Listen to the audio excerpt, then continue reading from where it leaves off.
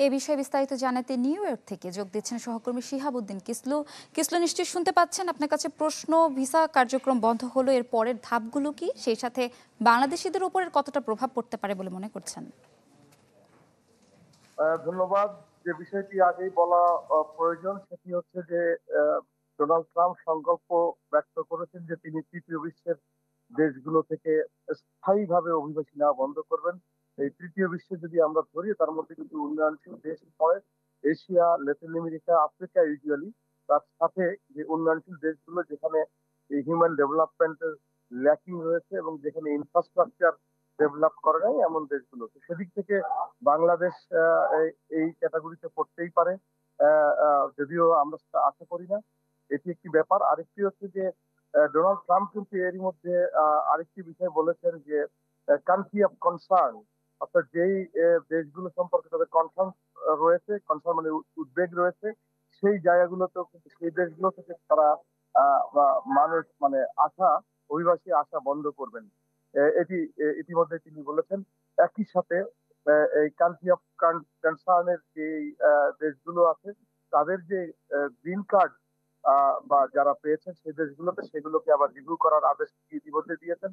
এবং বিশেষ করে বাইডেন প্রশাসনের আমলে যারা অ্যাসাইলাম প্রার্থী তাদেরকেও রিভিউ করার নির্দেশ দিয়েছেন। তো এরকম একটি পরিস্থিতির মধ্য দিয়ে সর্বশেষ যেটা তার মনোভাব সম্পর্কে জানা গেছে, তিনি সিএনএন এর যে অ্যান্ডারসন কুপারের সঙ্গে সর্বশেষ ওয়ান টু ওয়ান সাক্ষাৎকারে বলেছেন যে মুসলমানরা অত্যন্ত হেটফুল, অর্থাৎ তারা অন্য ধর্মকে প্রচন্ডভাবে ঘৃণা করে।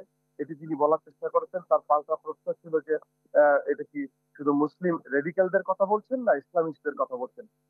প্রেসিডেন্ট ট্রাম্প বলেছেন যে এদের মধ্যে পার্থক্য করা খুবই কঠিন। অর্থাৎ তিনি বোঝা যাচ্ছে যে তিনি আফগানিস্তানের এই অভিবাসীর যে কর্মকাণ্ড এখানে সেই তার প্রেক্ষিতে আসলে মুসলমান এবং ইসলাম ধর্মকেও তিনি কিন্তু এখানে টেনে নিয়ে এসেছেন। তো সেই দিক থেকে যদি আমরা ভাবি যে আসলে সার্বিকভাবেই সারা বিশ্বের বিভিন্ন দেশে, আপনারা জানেন যে 2016-তে কিন্তু তিনি মুসলিম ব্যান দিয়েছে, 8টি দেশের নিষেধাজ্ঞা দিয়েছিলেন। এবার মনে হচ্ছে যে বিষয়টি ভিন্ন আকারে হবে এবং সেক্ষেত্রে বাংলাদেশের মতো দেশ তারা আমরা অবশ্যই আমাদের এখানেও ইম্প্যাক্ট করবে।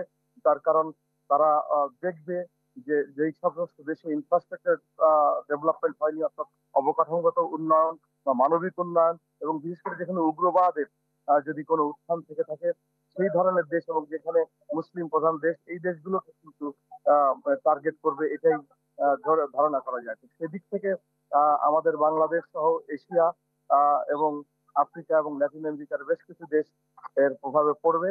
আর এছাড়া যেটি ট্রাম্প যেটি এরই মধ্যে আপনারা জেনেছেন যে সর্বত্রই বিশেষ করে বড় বড় শহরগুলোতে ইমিগ্রেশন ক্র্যাকডাউনের তিনি সিদ্ধান্ত নিয়েছেন এবং ইতিমধ্যেই হোমল্যান্ড সিকিউরিটি সেই আদেশ পালন করছে এবং আপনারা জানেন যে ওয়াশিংটন ডিসিতে কিন্তু আরো 500 অতিরিক্ত reserve force of national guard বা মোতায়েন করা হয়েছে। আর কিসলু, অসংখ্য ধন্যবাদ আপনাকে।